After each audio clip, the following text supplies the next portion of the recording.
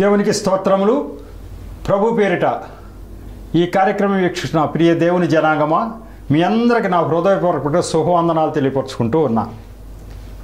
ఈరోజు 147వ ఎపిసోడ్కి వచ్చాం. సబ్జెక్టు నా దర్శనాలు. ఇది ప్రార్థనా టీవీ.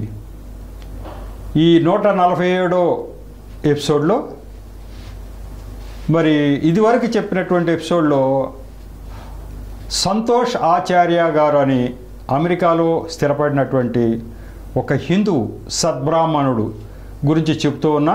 అది సగం చెప్పడం జరిగింది, ఇంకా పూర్తి వరకు దీంట్లో చెప్పుకుందాం. ఈ సంతోష్ ఆచార్య గారు దేవుడిని ఏమడిగారు, దేవుడు ఏం చెప్పారు, ఆ విషయాలు మీకు తెలియపరచడం జరిగింది. అలాగే ఒక యాంకర్ ర్యాండీ కే అని ఆయన వెళ్ళి, అయ్యా మీరు పరలోకం వెళ్ళారు కదా, ఏం చూశారు అన్నప్పుడు కొన్ని అక్కడ ఉన్నటువంటి ప్రశ్నలు, మొదటి ప్రశ్నకి సమాధానం ఆయన చెప్పారు. ఏంటి అని అంటే, ఆయన దేవుడని మీకు ఎలా తెలిసింది? అక్కడికి వెళ్ళారు, మీరు చూశారు, మీ దేవుళ్ళు మీకు ఉంటారు కదా, హిందువు కదా మీరు, మరి ఆయన చూడంగానే ఈయనే దేవుడని మీకు ఎట్లా తెలిసిందంటే ఆయన కథ అంతా చెప్పాడు. ఏమని, అసలు దేవుడు మా వేదాల్లో చెప్పండి దేవుళ్ళు ఎవ్వరూ కూడా నేను ఎప్పుడు చూడలా, కథలు ఉన్నాయి అంతే. ఆ గ్రంథంలో ఈయన దేవుడని, ఈ దేవుడని, ఆ దేవుడని కథలు ఉన్నాయి, వాళ్ళని నేను ఎప్పుడు చూడలేదు. తర్వాత వాళ్ళ ఆత్మ ఒకటి ఉంటుంది, ఆత్మ ద్వారా ఆయన మాట్లాడతాడు అనే విషయం కూడా నాకు తెలియదు. అయితే మరి అక్కడికి నేను వెళ్ళిన తర్వాత ఆయనే దేవుడని నాకు తెలిసిపోయింది. ఆ సింహాసనం మీద ఆయన కూర్చుని ఉండగా ఈయనే దేవుడని నాకు బాగా తెలిసిపోయింది అని చెప్పాడు. అంతేకాకుండా చెప్పింది ఏంటంటే, నాకు నేను ప్రశ్నలు వేస్తుంటే ఆ ప్రశ్నలకు ఆయన అడుగుతూ ఉంటే నేను ఏ చర్చికి వెళ్ళాలి అటువంటి అన్ని ప్రశ్నలన్నీ వేసినప్పుడు ఆయన సమాధానం చెప్పారు అని చెప్పిన తర్వాత ఈయన అడిగిన ప్రశ్నకి ఆయన దేవుడు అని మీకు ఎట్లా తెలిసింది అనే పక్షం అయితే నా అంతటా నాకే తెలిసింది. అక్కడికి వెళ్ళగానే నేనే దేవుణ్ణి, నేను ఒక్కడనే దేవుణ్ణి, ఇంకోళ్ళు కాదని ఆయన నోటితో నాకేం చెప్పలేదు. కానీ నేను వెళ్ళి చూసేసరికి ఆయనే దేవుడు అని నాకు అనిపించిందని. ఆ తర్వాత వచ్చేసిన తర్వాత నేను బ్రతికిన తర్వాత ఒక చర్చిలో ఒక పాస్టర్ గారు చెప్పినటువంటి మాటల ద్వారా నేను గ్రహించింది ఏంటి అంటే, యథార్థ హృదయం, శుద్ధ హృదయం కలిగిన వాళ్ళు దేవుడిని చూడగలుగుతారు అనేది ఆ వాక్యాల ద్వారా నాకు తెలిసింది. అప్పుడు ఆయనకు అర్థమైంది ఏంటి అంటే, నేను ఎట్లా దేవుడిని చూడగలిగాను, నేను హిందువురు కదా అంటే నా యొక్క యథార్థ హృదయం ఆయన చూచాడు కావచ్చు.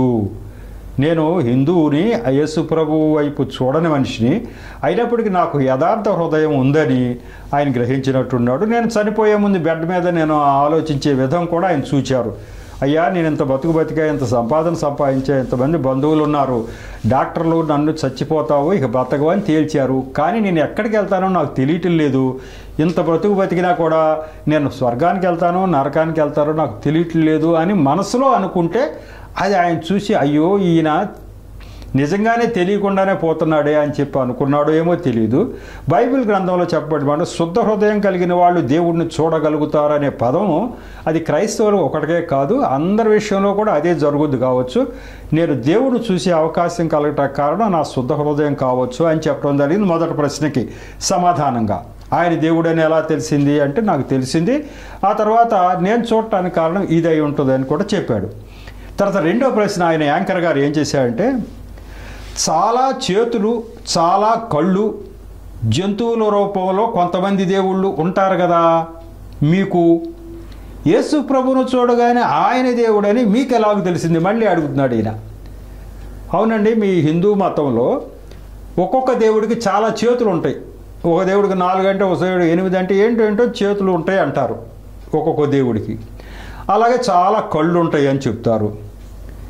మరి కొంతమంది అయితే జంతువుల రూపంలో ఉంటారని చెప్తారు. మరి వాళ్ళు కదా మీ దేవుళ్ళు, వాళ్ళు చూడగానే ఈయన పలానా అని మీకు తెలుస్తుంది. కానీ యేసు ప్రభువుని చూడగానే ఆయన దేవుడు అని మీకు ఎట్లా తెలిసింది అని మళ్ళీ ప్రశ్న. ఇందాకేం ప్రశ్న, దేవుడు మీకు నేనే దేవుడిని అని చెప్పాడా అన్నారు. ఆయన చెప్పలేదు కానీ నాకు తెలిసిపోయింది అన్నాడు. మరి మీకు దేవుళ్ళు వేరే ఉంటారు కదా, ఇన్ని చేతులు, ఇన్ని కళ్ళు ఇట్లా ఉంటాయి కదా, జంతువుల రూపాల్లో కూడా ఉంటారు కదా మీ దేవుళ్ళు, మరి ఈయన దేవుడని మీకు ఎట్లా తెలిసిందంటే ఈయన చెప్తున్నాడు, దేవుడికి హిందూ, ముస్లిం, క్రిస్టియన్ అనే భేదం ఏమీ లేదు, మనం గ్రహించేటట్లుగా చేస్తాడు. మన మనసుకి ఈయన దేవుడు అనే విధంగా చేస్తాడు. ఆ వచ్చిన ఆయన హిందూ వచ్చాడా, ముస్లిం వచ్చాడా, క్రిస్టియన్ వచ్చాడా అని కాదు. ఇప్పుడు నరకానికి వెళ్ళే వాళ్ళందరూ కూడా యేసుప్రభు ముందు నుంచే వెళ్తారు కదా, యేసుప్రభు దగ్గరే దారకం తాళం చేతులు కూడా ఉంటాయి కదా. కాబట్టి వెళ్ళే ముందు ఆయన వెళ్ళే ప్రతి వాడికి కూడా, అయ్యా మీరు దేవుడు అనే విషయం మాకు తెలియలేదు, జీవితం అంతా వ్యర్థం అయిపోయింది, మాకు నరకం రాసి పెట్టుందని అనుకుంటూ వెళ్ళిపోతూ ఉంటారు. ఎట్లా తెలిసింది ఇక్కడ ఉన్నటువంటి ఆయన యేసుప్రభు దేవుడు అని వాళ్ళకి ఎట్లా తెలిసింది అంటే, వాళ్ళకి తెలిసేటట్టుగా చేస్తాడు. అట్లాగే నాకు కూడా ఈయన దేవుడు అనే విషయం అక్కడ తెలిసేటట్టుగా చేశాడు. తాను తన చేతులు మన వైపు చాపి చూస్తూ ఉన్నాడు. నన్ను చేర్చుకోమని అంటే చేర్చుకుంటారు. ఇది ఆయన పద్ధతి.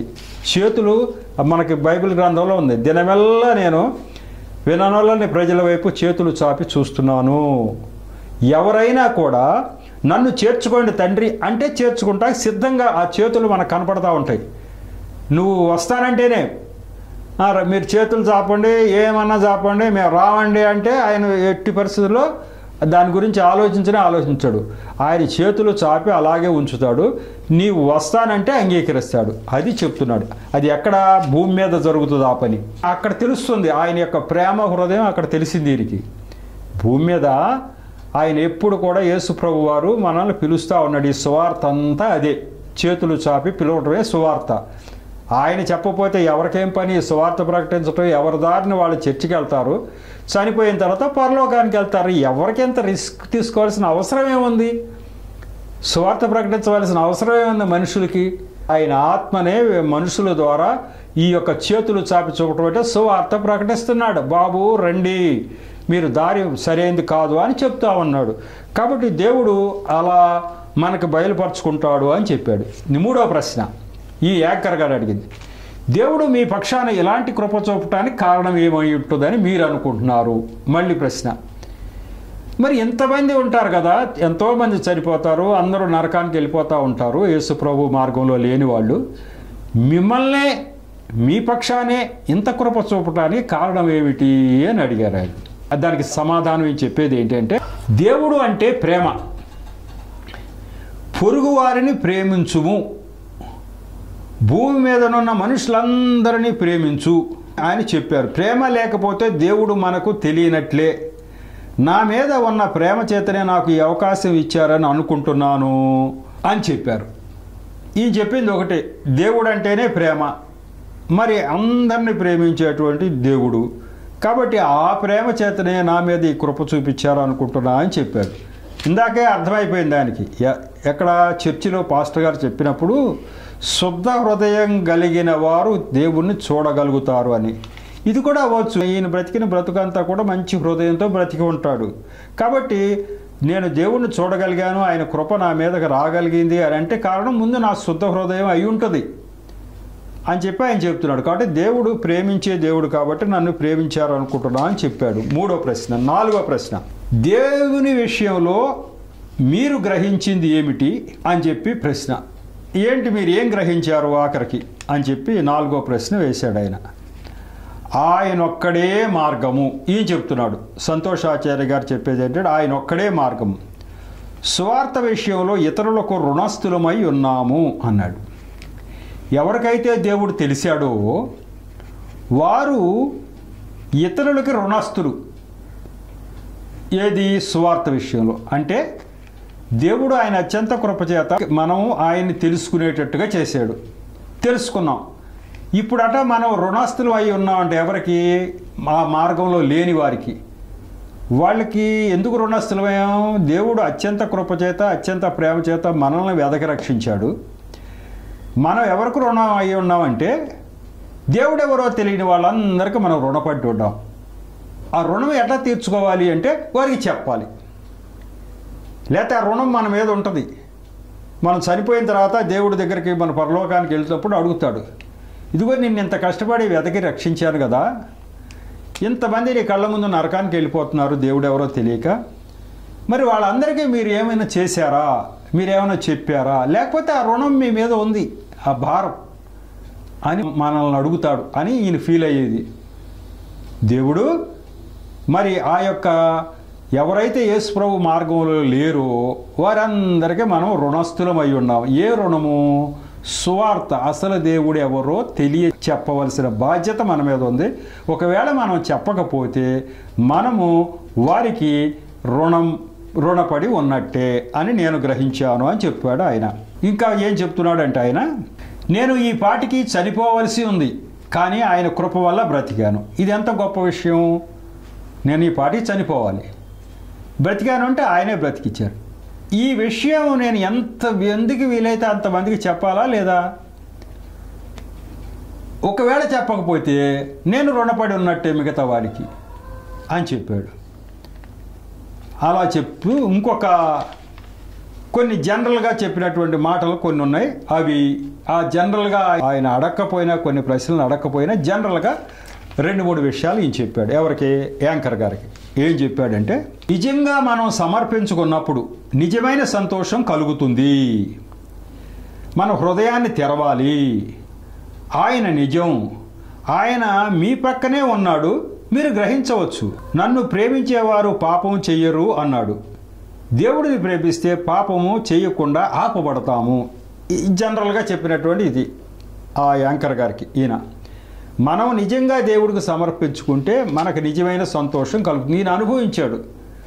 ఈయన ఒకప్పుడు ఎన్నో సంవత్సరాలు మరి ఆయన అనుకునే దేవుళ్ళని ఆరాధించాడు, కానీ ఆయనకి నిజమైన సంతోషం కలగలేదు. యేసు ప్రభువుని గ్రహించిన తర్వాతే నిజమైన సంతోషం కలిగింది. కాబట్టి ఆయన ఒక్కడే నిజమైన దేవుడు. దేవుడు ఎక్కడున్నాడా అని చెప్పేసి గుళ్ళు, గోపురాలు, ఆ ఊర్లు, ఈ ఊర్లు, పుణ్యక్షేత్రాలు మనం తిరగక్కర్లా. దేవుడు మన పక్కనే ఉన్నాడు. అది మనం గ్రహించవచ్చు. ఎట్లా గ్రహించవచ్చు అంటే, మనం కానీ దేవుణ్ణి ప్రేమించే పక్షం అయితే, అయ్యో ఇది దేవుడు చూస్తాడు, దేవుడు అని మనం పాపం చెయ్యం.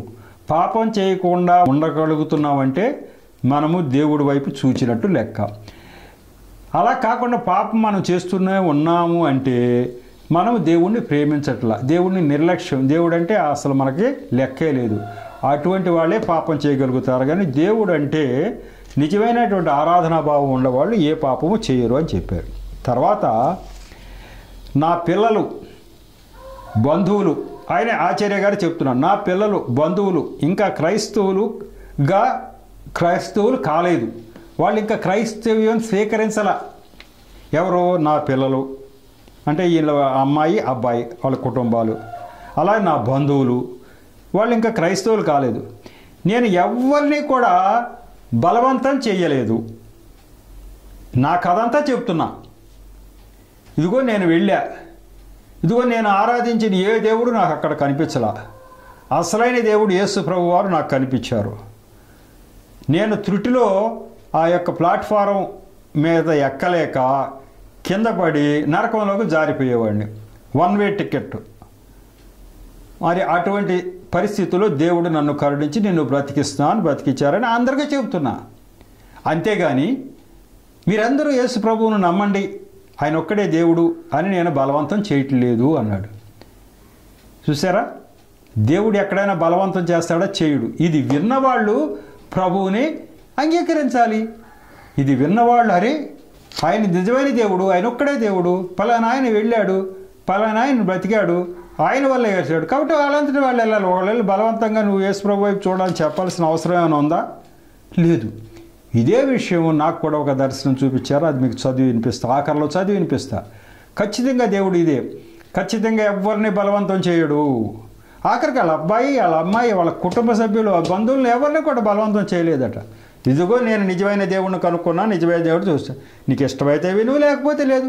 నీకు ఇష్టమైతే ఆ దేవుడి వైపు చూడు, లేకపోతే లేదు. నాకు ఇష్టం లేదండి, నేను నరకానికే వెళతా, వెళ్ళు.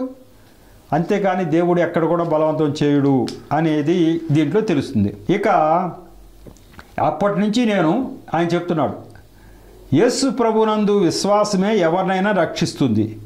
అతను ఒకడోడికి విశ్వాసం లేకుండా మనం ఎన్నిసార్లు వెళ్ళి యేసు ప్రభువుని నమ్ముతాడు? అది జరగదు. ఒకటి మనిషిలోంచి రావాలి. నేను ఆయన చెప్పినట్లు అందరినీ ప్రేమిస్తున్నాను. నేను ఇలా అందరికీ చెప్తున్న క్రమంలో నా విషయాలన్నీ కూడా ఒక బుద్ధిస్టుకి చెప్పినప్పుడు ఆయన ప్రభువుని తెలుసుకున్నాడు. నేను ఒక చోట నా విషయాలు చెప్తుండగా బయట నుంచి చూచి వెనక్కి వచ్చారు.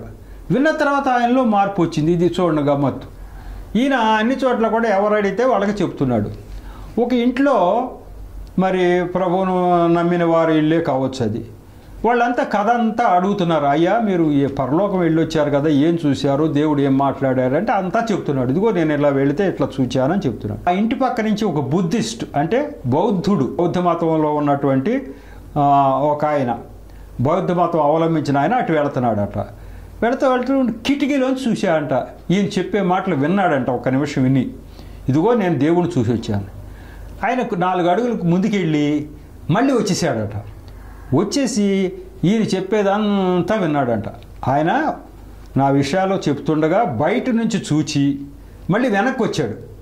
వచ్చి ఇదంతా విన్నాడు. విన్న తర్వాత ఆయనలో మార్పు వచ్చి యేసు ప్రభువుని అంగీకరించాడు. ఏమైనా యేసు ప్రభువుని అంగీకరించమని ఎవరైనా చెప్పారు అక్కడ బుద్ధిస్ట్కి?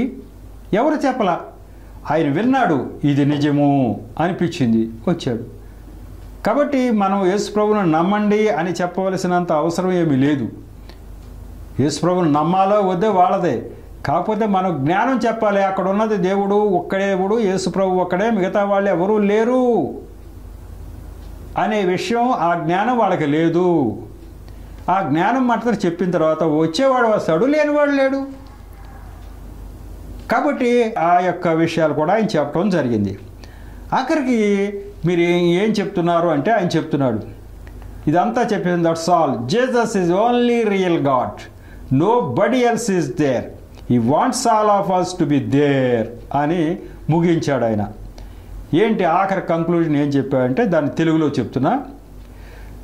సారాంశం అంతా ఇదే, యేసు ప్రభువు ఒక్కడే నిజమైన దేవుడు, ఇంకా ఎవ్వరూ లేరు. ఆయన మనమందరము అక్కడ ఉండాలని కోరుకుంటున్నారు. ఎక్కడ? ఆయన దగ్గర, అంటే పరలోకంలో ఉండాలని కోరుకుంటున్నాడు అంతే. మళ్ళీ నువ్వు వస్తావో రావో నీ ఇష్టమే. ఆయన కోరుకుంటున్నాడు పరలోకంలో అందరూ ఉండాలని కోరుకుంటున్నాడు. అదే సువార్త ప్రకటించడం. మీరు కోరుకున్నా కూడా నేను రానండి అంటే ఆయన బలవంతము చేయడు. మీరు కోరుకోండి అయినా నేను రాను అన్న వాళ్ళని ఎట్టి పరిస్థితుల్లో కూడా బలవంతం చేసే పని లేదు. అలా జరిగింది. కాబట్టి దీన్ని బట్టి మనం అర్థం చేసుకోవాల్సింది ఏంటి అంటే దేవుడు బలవంతము చెయ్యడు, కానీ ఆయన ఒక్కడే దేవుడు అనేది చక్కగా వివరించగలగాలి మనం. అదే సువార్త ప్రకటించడం. ఆఖరికి ఏం చెప్పాడంటే ఆయన నాకు 600 అడుగుల దూరంలో సింహాసనం మీద కూర్చుని ఉన్నారు. ఈయన ఆ ఎత్తులు కూడా చెప్పాడు. ప్లాట్ఫారం ఎంత పొడుగుంది? ఇందాక 1000 అడుగులు ప్లాట్ఫారం ఉంది. అంటే ఒక ఫర్లాంగ్ దూరం ఉన్న ప్లాట్ఫారం ఉంది. ఆ ప్లాట్ఫారం ఎక్కి వెళ్ళాలి, పరలోకానికి వెళ్ళాలంటే ప్రభు దగ్గరికి వెళ్ళాలి. ఆ ప్లాట్ఫారం మీద మరి కొంత దూరంలో అంటే 600 అడుగు అంటే 200 గజాల దూరంలో 200 గజాల దూరంలో యేసు ప్రభు వారు కూర్చుని ఉన్నారు సింహాసనం మీద. ఆయన కూర్చుని ఉండగా ఆయన ఎత్తు 35 నుండి 40 అడుగులు కనిపించింది అన్నాడు. ఈ సైజు కూడా చెప్తున్నాడు. ఆ సైజు ఎట్లా ఉందో కూడా చెప్తున్నాడు. 35 నుంచి 40 అడుగుల ఎత్తు ఉంది అన్నాడు. అంటే సుమారు 12-13 గజాల ఎత్తు కూర్చున్నప్పుడు ఉంది. మనం కూర్చున్నప్పుడు 3 అడుగుల ఎత్తు ఉంటాం కదా అని కూడా చెప్పాడు. ఒక మనిషి మామూలుగా నిలబడితే 6 అడుగులు మనిషి నిలబడితే, ఒక కుర్చీలో ఒక మనిషి కూర్చుంటే ఎంత ఎత్తు ఉంటాడు? 3 అడుగులు ఉంటాడు. యేసు ప్రభు వారు కుర్చీలో కూర్చుంటే ఎంత ఉన్నాడు ఆయన అంటే 40 అడుగులు ఎత్తున్నాడు. అంటే 13 గజాల ఎత్తు కూర్చుంటే అంత ఎత్తున్నాడు. మనం కూర్చుంటే 3 అడుగులు ఉంటాం, ఆయన కూర్చుంటే మరి ఎన్ని అడుగులు ఉంది? 40 అడుగులు కూర్చో. అంటే ఒక 10 రెట్లు ఎక్కువ సైజు మనకంటే, 10 రెట్లు ఎక్కువగా అలా ఉన్నాడు కూర్చుంటే. అంత ఉన్నాడు. అంటే ఇట్లా లెక్కల ప్రకారం చెప్పాడు ఈయన. ఇదిగో ఇన్ని అడుగుల దూరం, ఇంత ఎత్తుగా ఉన్నాడు ఆయన, ఇట్లా చూసా నేను అని చెప్తా ఉన్నాడు. ఈ కాంతి గురించి అయితే తేజోమానమైన కాంతిలో ఉన్నాడు. ఆయన ముఖమే నేను చూడలేకపోయాను. ఆయన పాదాల వైపే చూస్తూ నన్ను క్షమించండి అయ్యా, నా తప్పు అయిపోయింది అన్నట్టుగా అనుకుంటున్నాడు అప్పుడు. అంతే కదా, అక్కడికి వెళ్ళగానే దేవుడు ఎవరో అర్థమైపోద్ది, అందరికీ అర్థమైపోయింది. అరే ఇప్పుడు దాకా మనం తప్పు మార్గంలో ఉన్నాము అని అర్థమైపోయింది. అందుకని ఆయన పాదాల వైపు చూసి నన్ను క్షమించండి అన్నాడు. సర్లే క్షమించాలనే పరలోకాన్ని తీసుకుంటా అన్నాడా? నో, అట్లా కుదరదు, అది అన్యాయం అవుతుంది. అలా కాదు, కానీ ఈసారికి నీ యొక్క ఆయుష్ ఇస్తున్నా. ఆయుష్ పొడిగిస్తాడు దేవుడు, ఎప్పటికా చాలామందికి పొడిగించాడు బైబిల్ గ్రంథంలో. హిజ్కియా అనే ఆయనకి, ఇంకా చాలామందికి చావు మరణాంచుల్లోకి వెళ్ళిపోయిన వాళ్ళకి దేవుడు కరుణించి కొన్ని ఎక్సెప్షనల్గా కొన్ని కేసుల్లో దేవుడు ఆ యొక్క ఆయుష్ని పొడిగించడం నాకు కూడా తెలుసు. చనిపోతారు అనుకున్న వాళ్ళని దేవుడు ఆయుష్ పొడిగించడం చాలామందికి భక్తుల విషయంలో కూడా నేను చూచా. కాబట్టి అది పొడిగిస్తాడు అంతే. పొడిగించినప్పుడు ఇప్పుడు దాకా దేవుడు ఎవరో తెలియలా, నీకు ఆయుష్ కొద్దిగా పొడిగిస్తూ ఇప్పుడు తెలుసుకో. ఇప్పుడు తెలుసుకుని మరి అంతటితో వదిలిపెట్టలా. ఇంత దయ ఇంత కృప చూపించిన తర్వాత అంతటితో వదిలిపెట్టలా. ఎంత అయితే ఇస్తాడో దేవుడు అంత రాబట్టుకుంటాడు మన దగ్గర. అంత పని చేయాలి మనం. ఎవరికి ఎక్కువగా ఇవ్వబడుతుందో వారి నుంచి ఎక్కువగా దేవుడు ఆశిస్తాడు అని బైబిల్ వాక్యం. నీకు ఇష్టం ఒక్కోసారి ఇచ్చిన దాని అంతటికి సరిపడా నువ్వు చెయ్యాలి. ఇప్పుడు ఈయన ఏమి చెప్పాడు? నువ్వు 2 పుస్తకాలు రాయాలి, నువ్వు దేశమంతా సువార్త ప్రకటించాలి. మరి ఉచితంగా ప్రకటించమని ఆయన చెప్పారో, ఇప్పుడు ఉచితంగానే బుక్స్ అన్నీ ఇస్తున్నాడంటే ఒక చర్చి వాళ్ళ సహాయం తీసుకున్నాడు.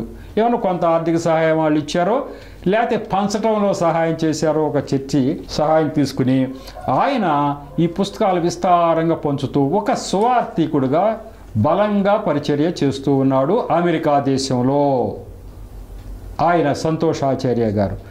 కాబట్టి ఇప్పుడు మనం గ్రహించింది ఏంటంటే ఎవరు వెళ్ళినా చూచింది ఆయన ఒక్కడే. ఒక క్రైస్తవుడు వెళ్ళినా యేసు ప్రభునే చూచాడు, ఒక ముస్లిం వెళ్ళినా యేసు ప్రభు, ముస్లిం కానీ యూదుడు కానీ వాళ్ళు ఎవరు వెళ్ళినా యేసు ప్రభునే చూశారు. అలాగే ఒక హిందువు వెళ్ళినా కూడా యేసు ప్రభునే చూశారు. కాబట్టి అసలు దేవుడు ఎవరో తెలియదా? ఇవన్నీ తెలిసిన తర్వాత ఈ విషయాలే మనం చెప్తా. అప్పుడు నేను చెప్పా అసలు దేవుడు ఎవరో మనకి తెలియట్లేదా? మనకు తెలిసినట్టు విన్న వాళ్ళకి తెలియదా? తెలుసు. కాబట్టి నువ్వు యేసు ప్రభువుని నమ్ము అని క్లియర్గా చెప్పాల్సినంత అవసరం మనకేంటి? ఇగో విషయం ఇదయ్యా, ఇది జ్ఞానం ఉన్న ఆయన ఒక్కడే, ఆయన నమ్మితే పరలోకం లేకపోతే నరకం, ఈ విషయాలే చెప్తాం. నువ్వు నమ్ము అని మనం చెప్పాల్సినంత అవసరము లేదు.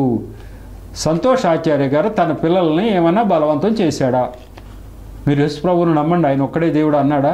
అనలేదట, బలవంతమే చేయలేదట. ఇక నేను చూచాను అబ్బాయి, దేవుడు నాతో మాట్లాడాడు, ఆయన ఒక్కడే దేవుడు, నేను గ్రహించా అన్నాడు. అంతే. గ్రహిస్తే గ్రహించు. బుద్ధిస్ట్కి ఏమన్నా నువ్వు యేసు ప్రభు వైపు చూడండి అని చెప్పాడా? దారిలో వెళ్తా ఉంటే ఏం చెప్పలా. ఆయనంతటా ఆయన వచ్చి ఆ మాటలు విని నేను యేసు ప్రభు నమ్ముతానని ఆయన వచ్చాడు. అట్లా రావాల్సిందే తప్ప నువ్వు రా అని మనం చెప్పాల్సిన అవసరంలా. కాబట్టి ఇప్పుడు కూడా ఆయన సువార్త ఇలాగే ప్రకటిస్తూ ఉన్నాడు. నేను యేసు ప్రభువుని చూశాను, ఆయన ఒక్కడే దేవుడని నేను గ్రహించా అన్నాడు. ఇప్పుడు నా స్టైల్ కూడా అలాగే ఉందామని 2022లో ఒక దర్శనం నాకు చూపించారు. నేను మామూలుగా అందరిలాగానే ఇదివరకు చెప్తూ వెళ్ళేవాడిని. ఏం చెప్తా వెళ్ళేవాడిని? యేసు ప్రభు ఒక్కడే మార్గము, ఆయన ఒక్కడే దేవుడు, ఆయన నమ్మండి, ఆయన నమ్మి నరకాన్ని నుంచి బయటపడండి, నరకం తప్పించుకోండి, పరలోక రాజ్యాన్ని పొందండి అని నేను సువార్త ప్రకటిస్తూ వస్తున్నా. ఎప్పటి నుంచి? 2014 నుంచి ప్రకటిస్తున్నా. 8 సంవత్సరాలుగా ప్రకటిస్తున్నా. కానీ 2022లో నాకు దర్శనం. ఆ దర్శనం ఒకటి మీకు చెప్తే, ఓహో దేవుడు ఎవరిని బలవంతం చేయడు అన్నమాట. మనం చెప్పే విధానంలో మరి కొద్దిగా మార్పు తెచ్చుకునే చెప్పాలి, లేకపోతే అనవసరంగా అపోహలు, మీరెవరు యేసు ప్రభువుని నమ్మమని చెప్పడానికి అనే ఇవన్నీ వస్తున్నాయి కాబట్టి అని మనం అర్థం చేసుకోవచ్చు. నా స్టైల్ కూడా అప్పటి నుంచి 2022 నుంచి ఈ స్టైల్లోనే చెప్తున్నా. ఇదిగో జ్ఞానము, దేవుడి గురించిన జ్ఞానము, దేవుడి గురించిన జ్ఞానం చెప్తున్నాను, ఇదిగో ఇది జ్ఞానం అనే చెప్తున్నా. యేసు ప్రభువుని నమ్మండి, అది బలవంతంగా పదాలు ఎక్కడ నేను వాడటల్లా. ఆ యొక్క దర్శనం 2022లో 34/2022లో ఒక దర్శనం వచ్చింది నాకు. అంటే ఇప్పుడు మీకు తెలిసిందే కదా, 2 సంవత్సరాల 6 నెలలు, 2 సంవత్సరాలు దాటింది. 2 సంవత్సరాల 7-8 నెలలు అయినట్టు లెక్క. 3 సంవత్సరాల దగ్గర 2 సంవత్సరాలు దాటింది. ఈ దర్శనం ఏంటి? ఈరోజు రాత్రి కలలో ఒక దర్శనం ఎలా కలిగింది? నేను ఒక చర్చిలో సువార్త ప్రకటించా. మరలా రాత్రి ఆ గ్రామంలో ఇంకో ఆయన సాయంతో ప్రకటిస్తూ అక్కడ ప్రజల అనుమానాలు తీరుస్తున్నా. అన్ని జనుల ముఖ్యమైన అనుమానం ఏంటంటే వాళ్ళు ఇష్టం లేకపోయినా యేసు ప్రభువుని ఎందుకు నమ్మాలి అని వాళ్ళు అడుగుతున్నారు నన్ను. మాకు ఇష్టం లేదండి, ఇష్టం లేనప్పుడు మేము యేసు ప్రభువుని ఎందుకు నమ్మాలి అని అడుగుతున్నారు. అందుకు నేను వారికి చెప్తున్నా, ఎలా చెప్తున్నా, ఇష్టం లేకపోవటానికి కారణం దేవుని గురించి పూర్తి అవగాహన లేకపోవటమేనని, ఆ అవగాహన ఆ జ్ఞానం మాత్రమే దేవుడు ఇమ్మని నాకు చెప్పాడని, మీ నిర్ణయాలు మీరు తీసుకోవచ్చని, మీ ఇష్ట ప్రకారమే మీరు నిర్ణయం తీసుకోవచ్చని చెప్పారు. తర్వాత సృష్టికర్త ఎవరు అనే విషయంలో కూడా మీరు బాగా ఆలోచిస్తే మీకే తెలుస్తుందని చెబుతున్నా. వారు నా సమాధానాలతో చాలా తృప్తి చెందుతున్నారు. వారిని చూచి నాకు కూడా తృప్తి కలుగుతున్నది. కళ అంతమయ్యింది అని రాసుకున్నా.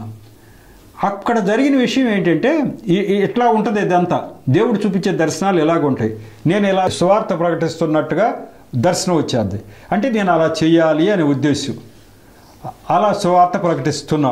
ఏంటి అక్కడ నేను గ్రామంలోకి వెళ్ళి ఆ ప్రజల మధ్య, అన్ని జనుల మధ్యగా ఆ యొక్క రాత్రుల పూట చర్చిలో సాక్ష్యం చెప్పేశాను.